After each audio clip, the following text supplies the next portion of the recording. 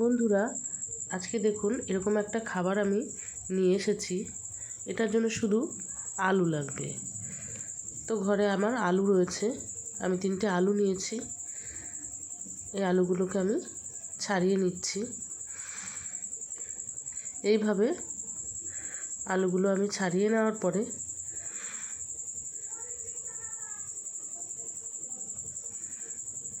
সব ছাড়িয়ে নিয়ে আমি এবার টুকরো টুকরো করে কেটে নেব।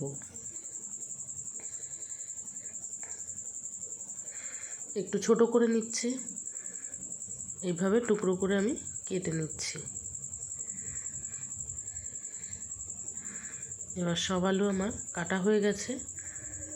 আমি একটা পাত্রে জল নিয়েছি, জলের মধ্যে আমি আলুগুলোকে দিয়ে সেদ্ধ বসিয়ে দেব।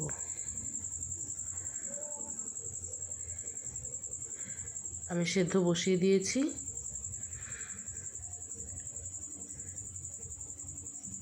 আলুটা ফুটে উঠেছে, প্রায় সেদ্ধ হয়ে গেছে। আমি এবার নামিয়ে নিচ্ছি। জল ঝরিয়ে নিয়ে এভাবে আলুটাকে আমি ভালো করে মেখে নেব। এইভাবে মেখে নেওয়ার পরে এর মধ্যে আমি দেব স্বাদ মতো লবণ, দেব 1 চামচ লঙ্কার গুঁড়ো, আর দিচ্ছি 1/2 চামচ গোলমরিচ গুঁড়ো। একটু ঝাল ঝাল লাগবে আর এটা খেতে খুব ভালো লাগবে। এবার আমি এই সব মশলাগুলো আলুর সঙ্গে ভালো করে মিশিয়ে নিচ্ছি। এখন আমি দিয়ে দেবো কর্নফ্লাওয়ার। আমি কর্নফ্লাওয়ার দিয়ে আবার ভালো করে হাতের সাহায্যে মেখে নেব। হাতের সাহায্যে আমি এরকম করে ভালো করে একটা ডো মতো তৈরি করব। এবার আমি একটা প্যাকেটের মধ্যে একে আমি ঢুকিয়ে দেব। যেমন আলুর চপ বানায়, তো ওরকম একটা প্যাকেটের সাহায্য নিয়ে তো আমি ওরকম করে ঢুকিয়ে দিয়েছি আলু। এখন আমি প্যাকেটের উপর থেকে এরকম চেপে চেপে বেলনির সাহায্যে একে সমান করে বেলে নেব। খুব জোরে বেলা যাবে না। তো আমি এখন বেলা হয়ে গেছে, প্যাকেটটা আমি পাশ থেকে কেটে নিয়েছিলাম।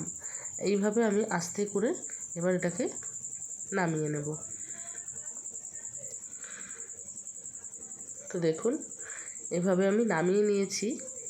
এটাকে আমি কাটবো। এবার এটা আপনাদের যেমন মন চাইবে আপনি সেরকম শেপ দিয়ে কাটতে পারেন। আমি আজকে লম্বা লম্বা করে শেপেই কাটবো।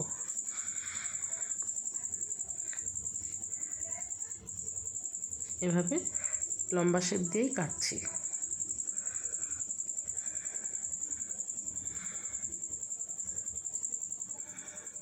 এটা একটা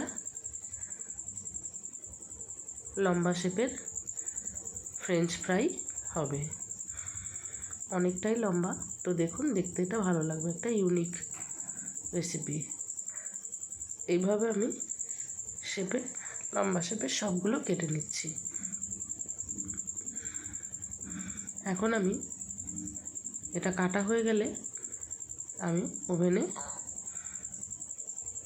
ফ্রাই প্যানে তেল দেব, সাদা তেল।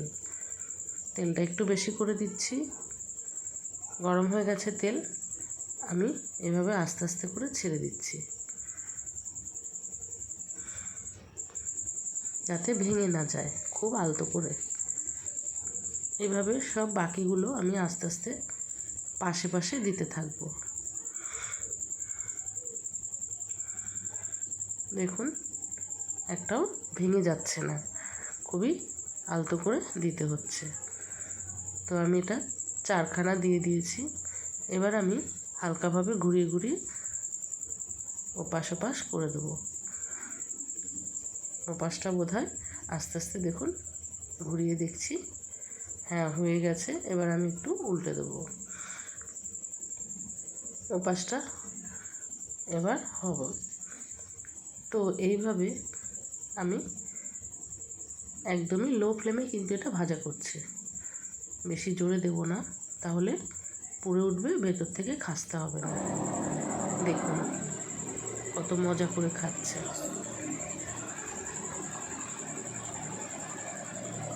এরকম রেসিপির জন্য